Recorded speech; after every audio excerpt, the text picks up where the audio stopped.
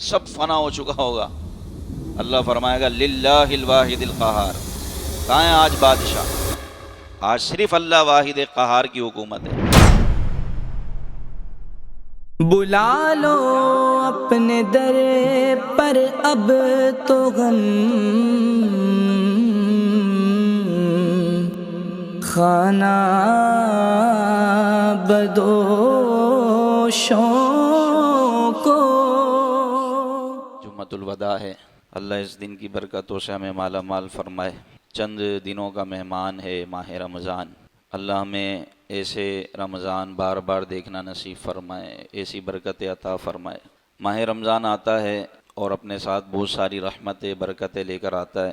نبی پاک صلی اللہ علیہ وسلم رمضان کی چاند رات صحابہ کرام کو جمع فرما کر ارشاد فرماتے کہ تمہارے پاس ایک ایسا مہینہ آیا ہے جس میں نفل کا ثواب فرض کے برابر اور فرض کا ثواب 70 گنا بڑھا دیا جاتا ہے، اور اس میں روزہ دار کا سونا بھی عبادت ہے۔ اس میں جنت کے دروازے کھول دیے جاتے ہیں اور جہنم کے دروازے بند کر دیے جاتے ہیں، ہر طرف رحمتیں برکتیں ہی برکتیں ہوتی ہیں، اور شیاطین کو قید کر دیا جاتا ہے۔ تو یہ نبی پاک صلی اللہ علیہ وسلم صحابہ کرام کو جمع فرمایا کرتے تھے رمضان سے ایک دن پہلے، اور فرماتے کہ اب عنقریب وہ مہینہ تمہارے پاس آنے والا ہے جس میں جنت کے دروازے کھول دیے جاتے ہیں اور جہنم کے دروازوں کو تالے پڑے جاتے ہیں، شیاطین کو قید کر دیا جاتا ہے۔ کسی مہینے میں ایسا نہیں ہوتا سوائے رمضان کے۔ تو پتہ چلا کہ رمضان کی کتنی اہمیت ہے۔ پھر فرمایا کہ رمضان میں روزہ دار جو دعا مانگتا ہے اللہ تعالیٰ اس کی دعا قبول فرماتا ہے، بلکہ اس کی دعا پر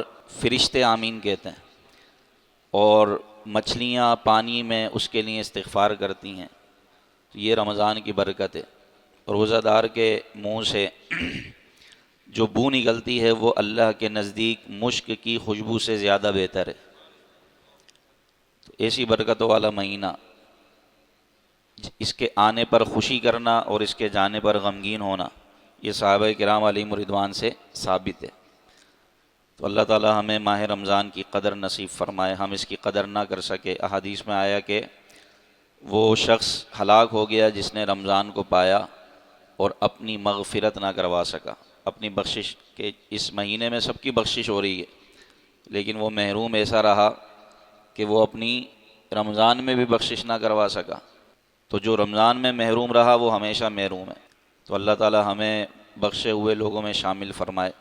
قرآن مجید میں انسان کو اسی بات پر ابھارا گیا اور قبر و حشر کی، آخرت کی یاد دلائی گئی، تاکہ بندہ اپنی زندگی اللہ اور اس کے رسول کی فرما برداری میں گزارے، اس کی اطاعت میں گزارے، اور گناہوں سے بچتے ہوئے، نافرمانی سے بچتے ہوئے اپنی زندگی کے شب و روز گزارنے میں کامیاب ہو۔ فرمایا اذا السماء انفطرت، جب آسمان پھٹ جائیں گے، آسمان پھٹ جائیں گے۔ ابھی آسمان ایک ساتھ ملے ہوئے ہیں، لیکن یہ جب قیامت ہوگی تو آسمان پھٹ جائیں گے۔ اذا السماء انفطرت واذا النجوم انکدرت، اور ستارے بھی جھڑ جائیں گے، بے نور ہو کر گر پڑیں گے۔ آج آسمان پہ ستارے چمکتے ہیں، کتنے خوبصورت لگتے ہیں، جب آسمان ہی نہیں رہے گا تو ستارے بھی جھڑ جائیں گے، ان کی روشنی ختم ہو جائے گی، بے نور ہو جائیں گے۔ وَإِذَا النُّجُومُ انْكَدَرَتْ اِذَا السَّمَاءُ انْفَطَرَتْ وَإِذَا النُّجُومُ انْكَدَرَتْ وَإِذَا الْبِحَارُ فُجِّرَتْ، اور دریا پھٹ جائیں گے اور بہہ نکلیں گے۔ آج تو سمندر کا پانی ایک مخصوص جگہ پر ہے، دریاؤں کا پانی ایک مخصوص جگہ پر ہوتا ہے، اسی ایریے میں رہتا ہے، لیکن جب قیامت قائم ہوگی تو یہ بند ٹوٹ جائیں گے اور پانی باہر نکل آئے گا۔ وَإِذَا الْبِحَارُ فُجِّرَتْ وَإِذَا الْقُبُورُ بُعْثِرَتْ، اور پھر قبروں کو کریدا جائے گا، قبروں کو پھاڑا جائے گا، سب اپنی اپنی قبروں سے نکلیں گے۔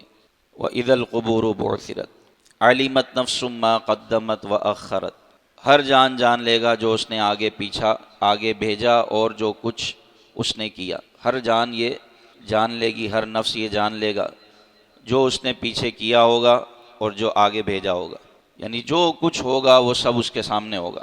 یوم تجد کل نفس ما عملت من خیر محضرا، اس دن ہر بندہ جان لے گا جو بھلائی اس نے کی ہوگی وہ سب اس کے سامنے ہوگی، سب اللہ تبارک و تعالیٰ اس کے سامنے کر دے گا۔ کیسا دن ہوگا وہ، اور ذرا غور کریں کہ ہر چھوٹا بڑا عمل جو ہم نے کیا ہوگا اللہ قیامت کے دن ہمارے سامنے کر دے گا، اور پھر اس پر گواہ بھی ہوں گے۔ ہمارے منہ پر مہر لگ جائے گی، ہاتھ گواہی دیں گے، پاؤں گواہی دیں گے، جسم کا ہر عضو گواہی دے گا کہ اس نے یہ کیا تھا۔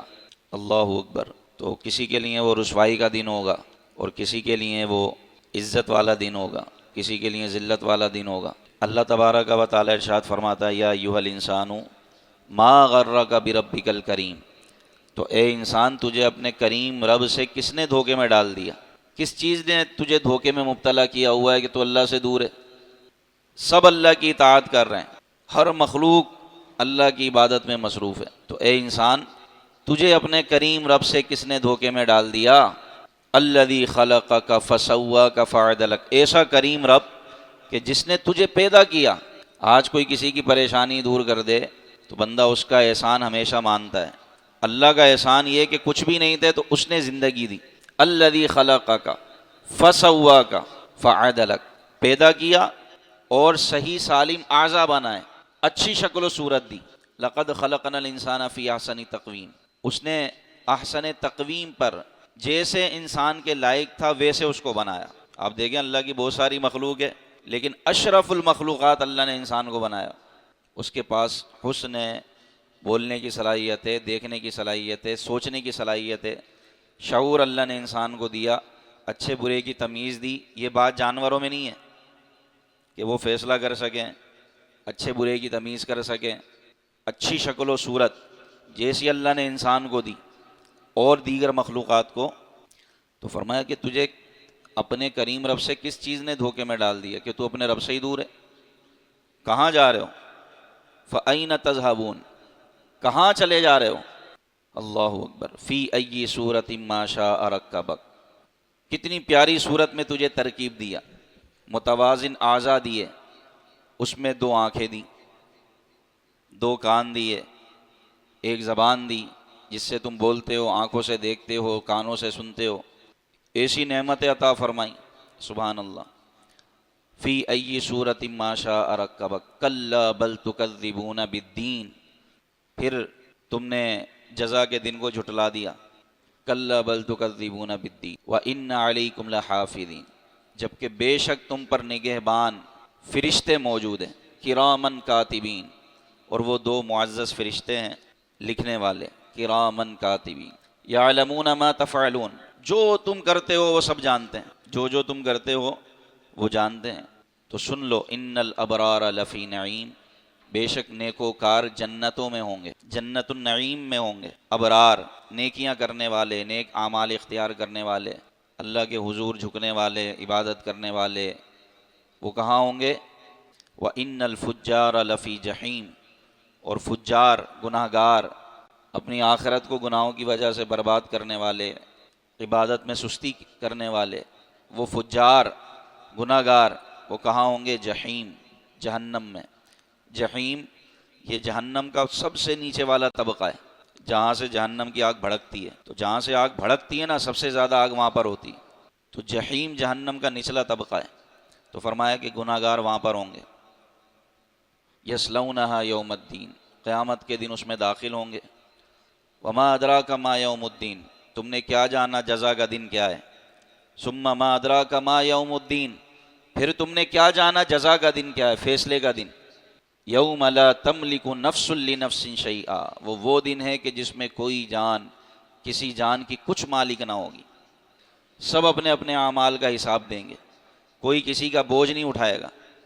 ابا بولے کہ میں بیٹے کا بوجھ لے لیتا ہوں، بیٹا بولے کہ میں تھوڑا والد صاحب کا بوجھ لے لوں، بلکہ یہاں تک لکھا ہے جو والدین دنیا میں اپنی اولاد کو کتنی محبت دیا کرتے تھے، قیامت کے دن اگر ان کی اولاد ان سے ایک نیکی مانگے گی، صرف ایک نیکی، تو والدین اس کو مار کے بھگائیں گے کہ ہماری نیکیاں تو خود کم ہیں، ہم تجھے کیسے دیں؟ نفسی نفسی کا عالم ہوگا، کوئی کسی کو ایک نیکی دینے کے لیے تیار نہیں ہوگا۔ آج دنیا میں ہم ایک نیکی کتنی آسانی سے کر سکتے ہیں، سبحان اللہ بولے نیکی ہے، اللہ کا ذکر کریں نیکی، درود پاک پڑھیں نیکی، ایک کلمے پر نیکیاں ہی نیکیاں، ایک مرتبہ درود پڑھیں 10 رحمتیں، 10 گناہ مٹا دیے جاتے ہیں، 10 نیکیاں نامہ اعمال میں درج کر دی جاتی ہیں، حدیثوں میں آیا۔ لیکن قیامت کے دن جس کی ایک نیکی کم پڑ ہوگی، آپ امیجن کریں، سوچیں کہ قیامت کے دن اس کو کہا جائے گا کہ تمہارے پاس ایک نیکی کم ہے، ایک نیکی کہیں سے لے کر آ جاؤ اور جنت میں چلے جاؤ۔ ایک نیکی کا اندازہ اس وقت ہوگا یا ایک نماز کم ہے، ایک نماز پوری کر لو اور جنت میں چلے جاؤ.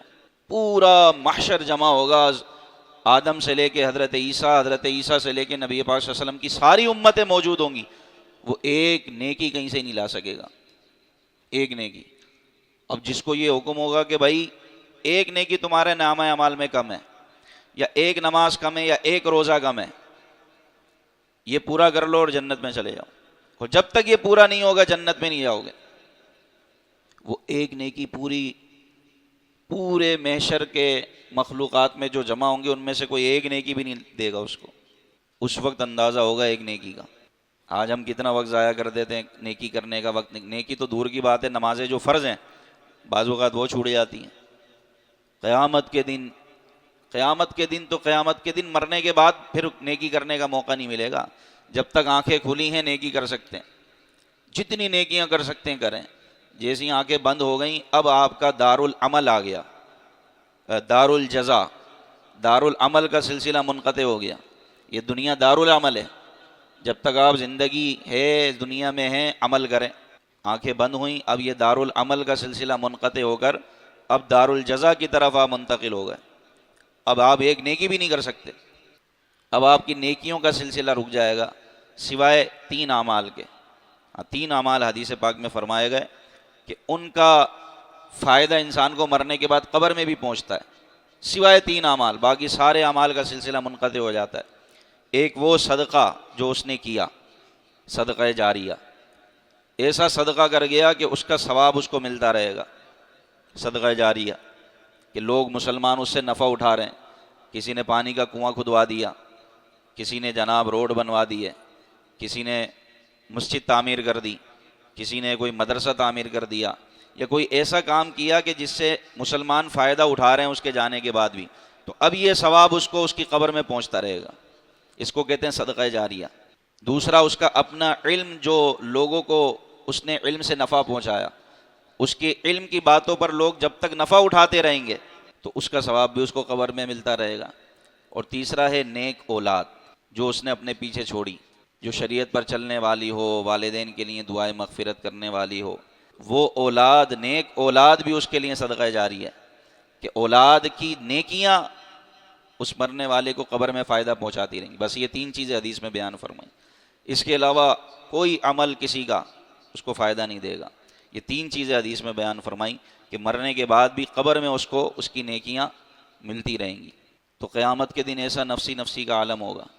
فرمایا یوم لا تملک نفس لنفس شیئا، کوئی بھی کسی جان کا بوجھ نہیں اٹھا سکے گا، کوئی کسی جان کا مالک نہیں ہوگا. اس کا مطلب یہ ہے کہ ہر ایک اپنے عمل کا جواب دے گا، کوئی کسی دوسرے بندے کے عمل کا جواب نہیں دے گا. والامر یومئذ للہ، اور سارا کا سارا حکم اس دن اللہ کا ہوگا. آج تو دنیا میں کوئی نہ کوئی کسی نہ کسی چیز کا مالک ہے، اس کو کہتے ہیں مجازی ملکیت. کوئی نہ کوئی کسی نہ کسی چیز کا مالک ہے. آپ اپنے سر پہ ٹوپی پہنے ہوئے آپ اس کے مالک ہیں، آپ کے پاس چشمہ ہے آپ اس کے مالک ہیں، آپ کپڑے پہنے ہوئے کسی سے مانگ کر تو نہیں لائے آپ اس کے مالک ہیں، آپ کے پاس آپ کا گھر ہے. اس دن کسی کی ملکیت نہیں ہوگی سوائے اللہ کے، سب فنا ہو چکا ہوگا. اللہ فرمائے گا للہ الواحد القہار. کہاں ہے آج بادشاہ؟ آج صرف اللہ واحد قہار کی حکومت ہے. اس دن مجازی ملکیت بھی کسی کے پاس نہیں ہوگی. وہ ہوگا قیامت کا دن، اور ہر عمل آپ کے سامنے کر دیا جائے گا، جو آپ نے عمل اچھا کیا ہوگا، برا کیا ہوگا. تو اللہ ہمیں اعمال صالحہ اختیار کرنے کی توفیق عطا فرمائے. بڑی پیاری مسلم شریف کی حدیث پاک ہے، اس کو دل کے کانوں سے سنیں. حضرت ابو ذر غفاری رضی اللہ تعالیٰ عنہ روایت کرتے ہیں کہ نبی پاک صلی اللہ علیہ وسلم نے ارشاد فرمایا، اللہ تعالیٰ اپنے بندوں سے فرماتا ہے، اے میرے بندو، میں نے اپنے اوپر ظلم کو حرام کر دیا. اللہ کسی پر ظلم نہیں فرمائے گا. میں نے اپنے اوپر ظلم کو حرام کیا، اور میں نے تمہارے درمیان بھی ظلم کو حرام کر دیا کہ تم بھی ایک دوسرے پر ظلم نہ کرو.